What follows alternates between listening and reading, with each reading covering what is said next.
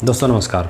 हाल ही में सरकार जो है किसानों के लिए, किसानों की आय बढ़ाने के लिए या किसानों की स्थिति सुधारने के लिए 3 बिल पास किए हैं, ऐसा सरकार का कहना है। क्या है ये बिल? आइए इस पर हम जो है थोड़ी सी बात करेंगे, जो भी हमने सुना और समझा है, पढ़ा है उसके बारे में। पहला जो बिल है एसेंशियल कमोडिटी अमेंडमेंट बिल, आवश्यक वस्तु अधिनियम या यूँ कहें भंडारण नियम। तो ध्यान से समझिए इसमें क्या होगा, चलिए इस पर बात करते हैं। हमारे घर में हमारी जो दैनिक आवश्यकताएं हैं, नमक, तेल, साबुन, पेस्ट और खाने पाने वाली चीज़ें, दाल, लहसुन, प्याज, मिर्चा इत्यादि, ये सारी जो चीज़ें हैं ये हमें रोज़ चाहिए और ये ज़्यादा दिन तक आप घर में हम या आप रख भी नहीं सकते हैं। ठीक है, तो समझिए इसमें होगा क्या। मान लीजिए हम किसी एक चीज़ की बात करते हैं, मान लीजिए सरसों का तेल है, हम घर पर यूज़ करते हैं। ठीक है, अब जो सरसों का तेल होगा, मान लीजिए बैल कोल्हू वाला है, तो ये हर कंपनी का एक जगह पे एक डिस्ट्रीब्यूटर होता है। हर एक मतलब ज़िले में कहें या एक क्षेत्र में एक डिस्ट्रीब्यूटर होता है। कंपनी डायरेक्ट बैल कोल्हू से उस डिस्ट्रीब्यूटर को देती है और वो डिस्ट्रीब्यूटर जो है अपने छोटे छोटे दुकानों को सब दुकानों को सेल करता है और वहाँ से फिर कंज्यूमर को जाता है। ऐसा तो है नहीं कि कंपनी डायरेक्ट जो है तेल प्रोड्यूस करी और डायरेक्ट जो है किसान को बेच रही है, ऐसा नहीं होता है। ठीक है, तो मान लीजिए बैल कोल्हू वाला तेल बनाया और तेल भेज दिया अपने डिस्ट्रीब्यूटर, लखनऊ मान लेते हैं, लखनऊ में एक उसका डिस्ट्रीब्यूटर है, उसने डिस्ट्रीब्यूटर को भेज दिया माल, जो है ट्रकों भेज दिया। अब वो कहेगी तुम जो है अपना क्षेत्र में बेचिए इसको। ठीक है, ठीक। अब वो क्या किया, उसके जब स्टोर में आ गया तो वो जो है 1 ट्रक, 2 ट्रक, 3 ट्रक, 4 ट्रक रख लिया, उसको जो है जितना आता गया माल रखता गया, पेमेंट उसके पास मान लो है, अपना कंपनी को फंड करता गया। ठीक है, वो स्टोर कर लिया। अब क्या होगा, लखनऊ के मार्केट में बैल कोल्हू का आयल ख़त्म हो जाए, चूँकि डिस्ट्रीब्यूटर वही है। तो जब माल ख़त्म हो जाएगा तो मार्केट में प्राइस बढ़ जाएगा। किसी दुकान के पास मान लो 2 बोतल रखा है, तेल है ही नहीं, डिमांड बहुत है, तो कहेगा भैया 100 रुपये की बोतल है लेकिन हम 200 की देंगे, तुम खरीद लोगे। अब मार्केट में तेल है ही नहीं, चूँकि डिस्ट्रीब्यूटर दे नहीं रहा है, वो कहेगा तेल ही नहीं। तो जब मार्केट में कंजप्शन बढ़ेगा तो है नहीं, चूँकि मटेरियल की अवेलेबिलिटी नहीं है, तो प्राइस ऑटोमेटिक बढ़ जाएगा। जब प्राइस बढ़ जाएगा तब वो डीलर कहेगा ठीक है, आ गया माल आ गया, और अपने दुकानदारों को सप्लाई करेगा महंगे रेट पर। ऐसा बहुत होता था, कब? 1955 में। लेकिन उसके बाद जो है इसको कैंसिल कर दिया गया था, नहीं होता था। लेकिन अब क्या है, सन 2020 में जो अमेंडमेंट बिल आया है, इसमें फिर से वो भंडारण कर सकता है। मान लीजिए अब उसने भंडारण कर लिया, तब मनमौजी रेट पे बेचेगा तेल। जब मार्केट में तेल ख़त्म हो गया तो वो जो है अपने हिसाब से रेट डिसाइड करके रेट भेजेगा मतलब दुकानदारों को। ठीक है, अब मान लीजिए पुलिस वाला चेक करने आ गया, तो कहेगा ये ससुरा पगला गया है क्या, हैं? 2020 का बिल नहीं पढ़े हैं? मोदी जी ने अलाउ कर दिया है कि आप स्टोर कर सकते हैं। कौन से 2 इस अवस्था में नहीं कर सकते हैं? या तो युद्ध हो या आपदा हो। क्या इस समय युद्ध है? नहीं, तो जाइए। आपदा है, अभी मान लो कोरोना है, कोरोना के बाद कोई आपदा नहीं है, तो आप जाइए, हम स्टोर करेंगे, अपने हिसाब से बेचेंगे, पुलिस भी कुछ नहीं कर पाएगी। तो ये पहला बिल जो है हमारे हिसाब से इसमें कोई दम नहीं है और ये एकदम बेकार बिल है। इसमें जो है भंडारण होगा और सरकार तर्क ये दे रही है कि भाई डीलर स्टोर कर रहे हैं, आप भी अपने घर में स्टोर कर लो। लेकिन ऐसा नहीं होता है। हम और आप, किसान या आम आदमी, अपने घर में कई दिन का सामान लाता है, बहुत ज़्यादा 1 हफ्ते का ले आता है, सैलरी आता तो बहुत ज़्यादा 1 महीने का सामान ले आता आदमी, बस इससे ज़्यादा हम लोग स्टोर नहीं कर सकते हैं। बिजनेस या डीलरों का काम ही यही होता है। ठीक है, तो हम लोग उतना स्टोर नहीं कर सकते हैं। तो ये पहले बिल में कोई दम नहीं लगा हमें। आपके हिसाब से कुछ है तो आप हमें बता सकते हैं। चलिए दूसरा बिल क्या है, दूसरे में है farmer empowerment and protection agreement on price assurance and farm service bill, मतलब मूल्य अवशासन पर बंदोबस्त और सुरक्षा समझौता। मतलब ये है, इसमें 2 चीज़ें आ गई, पहला कॉन्ट्रैक्ट फार्मिंग और दूसरा price before farming.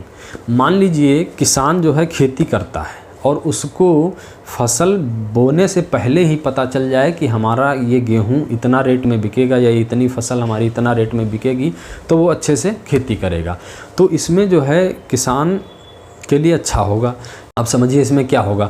Contract farming क्या है समझिए आप पहले।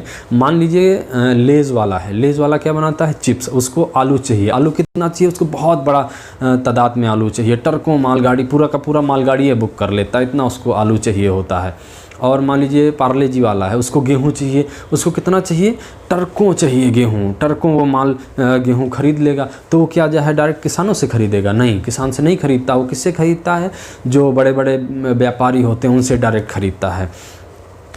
तो अब ये क्या करेगा, व्यापारियों से ना खरीद करके डायरेक्ट किसान से खरीदेगा, ऐसा इस बिल में बताया जा रहा है। कॉन्ट्रैक्ट फार्मिंग होगा। मान लीजिए कोई एक गांव है बहुत बड़ा सा और उसमें 50 या 100 या 1000 या 5000 किसान हैं, तो उनसे सबसे कह देगा इस पूरा एरिया में गेहूं बोइए और हम पूरा का पूरा गेहूं खरीद लेंगे और इसका रेट आप बता दीजिए, हम उतने में खरीद लेंगे। तो किसान कह देता है कि भैया 25 रुपया में हम गेहूँ देंगे आपको, तो ही हम यहाँ पर गेहूँ बोएंगे। तो ठीक है, कॉन्ट्रैक्ट हो गया, कंपनी का रेट, ठीक है हम 25 रुपये में गेहूँ खरीद लेंगे और वहाँ पर किसान गेहूं बो देता है।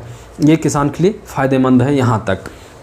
अब मान लीजिए फैक्ट्री को नुकसान हो गया, फैक्ट्री बंद हो गई, तो किसान का गेहूं कौन खरीदेगा आके, उस केस में किसान का घाटा हो जाएगा।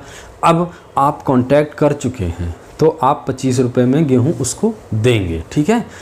अब मान लीजिए ये वो गेहूँ बो दिया, वो गेहूँ बो दिया, सारा किसान चारों तरफ गेहूँ बो दिया, तब मार्केट में रेट जो है सस्ता हो गया, 2 रुपया में आ गया, लेकिन आपका 25 रुपया में ही जाएगा। ये आपका फ़ायदा है। लेकिन नुकसान कहाँ है, जब कंपनी मान लीजिए बंद हो गई या कंपनी वाले ने मना कर दिया, तब किसान क्या करेगा। तब सरकार कह रही है कि ये जो है एग्रीमेंट मंडी के अधिकारी, सरकारी अधिकारी करेंगे एग्रीमेंट। तो यहीं पर गलती कर दिया। सरकार को चाहिए था कि जो कंपनी एग्रीमेंट करेगी वो जो है गांव के प्रधान या मुखिया से एग्रीमेंट करेगी भाई, ताकि मुखिया उनके लिए लड़ सके, आवाज़ उठा सके कि अपने किसानों के, चूँकि प्रधान तो जो है कंपनी की सुनेगा नहीं, वो अपने वोटरों की सुनेगा, ताकि उसको अगले पंचवर्षीय वोट लेना है, इसलिए वो किसान की सुनेगा। तो किसान की रिक्वायरमेंट यही होगी भैया हमारा 25 रुपये में गेहूँ बिके, तो वो जो है प्रेशर बनाएगा कंपनी से गेहूँ खरीदने के लिए। लेकिन जब सरकारी नौकरी वाले अधिकारी यही काम करेंगे तो वो ये कह रहे हैं, क्या करेंगे, वो जो है कहेंगे कंपनी की सुनोगे तो पैसा मिलेगा, किसान से कौन सा पैसा मिलेगा। तो यहाँ पर किसानों का जो है नुकसान होगा एक तरफ। अब दूसरा चीज़ ये मान लीजिए आप गेहूँ बो दिए या आलू बो दिए और मार्केट में आलू पहुंच गया 80 रुपया में या 50 रुपये में पहुंच गया, लेकिन आपने जो है लेज़ कंपनी के साथ एग्रीमेंट किया है कि 20 रुपया में ही हम आलू खरीदेंगे, तो आपको 20 रुपया में देना है। अब आप 80 में नहीं दे सकते, झोल यही हो रहा है। जब किसान 20 रुपया में एग्रीमेंट कर चुका है तो किसान 20 रुपया में देगा कंपनी वाले को, मार्केट में चाहे आलू 100 रुपये में बिके वो नहीं बेच सकता। यहाँ पर दिक्कत हो रही है, यहाँ पर एक संशोधन की आवश्यकता थी सरकार को, ठीक है। चलिए अब हम बात करते हैं तीसरे बिल में। तीसरा बिल है farmers produce trade and commerce promotion and facilitation bill. Hindi में इसको कहते हैं कृषि उत्पादन व्यापार और वाणिज्य। तो सारा झोल, सबसे ज़्यादा झोल यहीं पे है। देखिए फार्मर जो है अभी तक जो फसल पैदा करता था वो जो है सरकार का कहना ये है फार्मर जो फसल पैदा करता है उसको जो है मंडी में बेच दे और चाहे ऑल ओवर इंडिया बेच दे, कहीं भी बेच दे, बेच सकता है, उसको कोई दिक्कत नहीं है। लेकिन सरकार की ही एक संस्था है NSSO, वो जो है ये बेरोजगारी का भी आंकड़ा वही देती थी और इन सब का आंकड़ा वही देती थी। तो सरकार ने क्या किया, NSSO ही ख़त्म कर दिया। हमने क्या कहा कि न रहेगा बांस न बजेगी बांसुरी, ठीक है। तो ये सारा बार बार जो है बेरोजगारी का आंकड़ा देगा तो हमें जवाब देना पड़ेगा, तो उस संस्था ही ख़त्म कर दिया। उसके हिसाब से उसने ये बताया था कि 6% किसान ही अपना फसल मंडी में बेच पाते हैं, क्योंकि मंडी में बहुत सारी दिक्कतें आ जाती हैं। जब फार्मर अपना गेहूं काट के ले जाता है मंडी में तो वहाँ पे बताया जाता है कि भाई आज बोरा नहीं है, तो किसान वापस चला आया। फिर अगले दिन गया तो कहा भाई आज हमारा ट्रक नहीं आया है, फिर वापस आ गया। फिर अगले दिन गया, कहा आज अधिकारी नहीं है, फिर वापस आ गया। तो ऐसा उसको परेशान किया जाता है, तो वो मार्केट में ही बेच देता है, किसी बड़े आदमी के पास या व्यापारी के पास कहीं भी बेच देता है। मंडी में 6% बेचता था, ऐसा NSSO का कहना था। तो भाई ये एक्ट फिर किस काम के लिए आया है, जब 6% मार्केट में बेचता था लोग, मतलब 6% लोग मंडी में बेचता था, बाकी तो सारा मार्केट में ही बेचता था। तो ये अब सरकार इसमें कहना क्या चाह रही भाई, वो कह रही ऑल ओवर इंडिया बेच सकते हो, आप कहीं भी बेच सकते हो। तो ये हमारे समझ में तो भाई आ नहीं रहा। सबसे दिक्कत यही, सबसे ज़्यादा दिक्कत इसी बिल में है। किसान सोच रहा है कि हमारी MSP से चली जाएगी। अब MSP समझिए क्या है, हमने आपको बताया था कॉन्ट्रैक्ट फार्मिंग में प्राइस बिफोर फार्मिंग, जब बोइएगा तो ले चिप्स वाला आपसे एग्रीमेंट करेगा कि हम 30 रुपया में आलू खरीदेंगे बोने से पहले ही। तो वो एग्रीमेंट कौन कर रहा है? प्राइवेट कंपनी कर रही है। वही काम अगर सरकारी संस्था या सरकार करे कि हम 30 रुपया में गेहूँ खरीदेंगे या 30 रुपया में आलू खरीदेंगे बोने से पहले, तो उसको कहते हैं MSP। अब आप समझिए MSP, उसको कहते हैं MSP। अब दिक्कत यहाँ पर ये है, सरकार तर्क ये दे रही है कि भाई आप चाहे मंडी में बेचो चाहे ऑल ओवर इंडिया में बेचो, तो पहले भी ऑल ओवर इंडिया बेचा था। हाँ, अब ये है थोड़ी सहूलियत हो जाएगी कि आपने लखनऊ में प्याज पैदा किया, मुंबई महाराष्ट्र या आप कहीं भी बेच दीजिए, कोई दिक्कत नहीं है, मान लीजिए, ठीक है, थोड़ा सा उसमें सहूलियत हो जाएगा, हो सकता है, अभी ये भी नहीं पता है, पहली बात। अब दूसरा बात देखिए, MSP जब सरकार तय करती है तो लोगों को विश्वास है सरकार खरीदेगी। तो जब मान लीजिए सरकार ने तय किया है कि 25 रुपया में गेहूँ खरीदेंगे, तो जब गेहूँ कटा भैया तो वो पहुँच गया मंडी, पूछा कै रुपया में लोगे, तो क्या 25 रुपया, मंडी वाला बोला 25 रुपया में।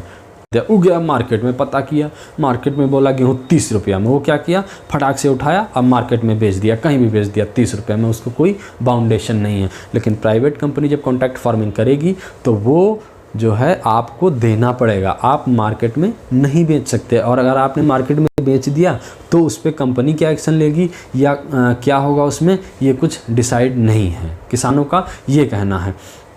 अब धरने के अलग अलग रीजन है। सरकार तर्क दे रही कि ये लोग विपक्षी पार्टियों के हैं इसलिए धरना कर रहे हैं भाई। तो देखिए, सरकार में जो बैठा है वो जो भी बिल लाता है तो वो कहता अच्छा ही होता है, और विपक्ष में जो रहता है उसके लिए ख़राब ही होता है, ये तो नियम है भाई। तो जो मंडी में बेचते थे, मंडी में कौन होता था? अड़तिया। अब मान लीजिए आपने टमाटर बोया, तो टमाटर आप जो है मंडी में ही जाके बेचेंगे, वो तो है कच्चा फसल, आप उसको जो है ज़्यादा दिन तक स्टोर नहीं कर सकते हैं। लेकिन किसान ये भी जानता है अगर हमने प्याज पैदा किया है, अगर उसको हम मार्केट में बेचें, हम जो है ठेला लगा के बेचें या कहीं दुकान लगा के बेचें, तो हमारा मान लीजिए 40 में बिकता है, हमें ज़्यादा पैसा मिलेगा। लेकिन उसको क्या करना है, अगली फसल भी बोनी है, अगली फसल बोएगी, अगली फसल वो बोएगा, उसकी तैयारी करेगा, तो वो नहीं बेच पाएगा। अब वो ले जाता है मंडी।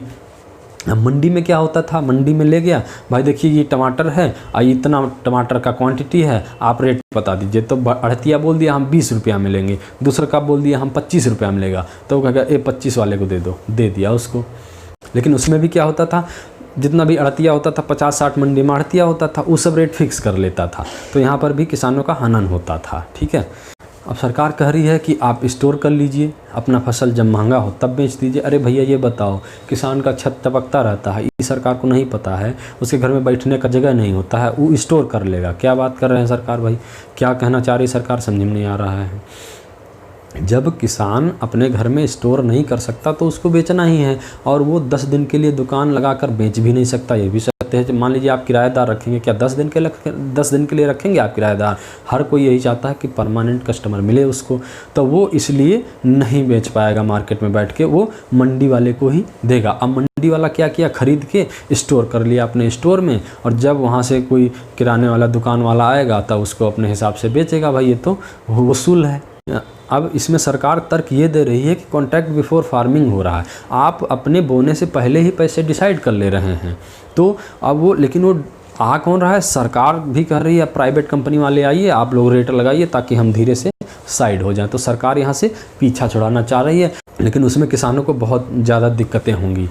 जैसे अगर मार्केट में रेट बढ़ गया या घट गया, उसका जिम्मेदार कौन होगा, ये काम सरकार को करना चाहिए। तो किसानों का कहना है कि हमारी MSP जो है ख़त्म हो रही है, और मोदी जी कह रहे हैं कि नहीं, MSP से कोई छेड़छाड़ नहीं होगी, MSP बरकरार रहेगी। अरे भैया, जब मार्केट में MSP का कोई वैल्यू ही नहीं रहेगा तो MSP का मतलब क्या है भाई? तो सरकार अपना पीछा छुड़ा रही है MSP से, किसानों का कहना यही है। इसलिए जो है किसान जो है हरियाणा और दिल्ली, पंजाब जैसे राज्यों में ज़्यादा विरोध कर रहे हैं, क्योंकि उधर मंडी समिति ज़्यादा है। सरकार को ये चाहिए था आढ़तियों को और मार्केट समिति की समीक्षा करके आढ़तियों पर कंट्रोल लगा के किसान से फसल बेचवाना चाहिए था। लेकिन अब सरकार क्या कर रही है, सरकार जो है प्राइवेट कंपनियों को ला करके और उनको जो है घुसा करके एमएसपी उनसे डिसाइड करवा रही है, जिस पे कोई भी भरोसा नहीं होगा। कल को कंपनी बंद होगी, क्या कौन जिम्मेदारी लेगा। फिलहाल आज के लिए इतना ही, मिलते हैं जल्द ही किसी अगले वीडियो में।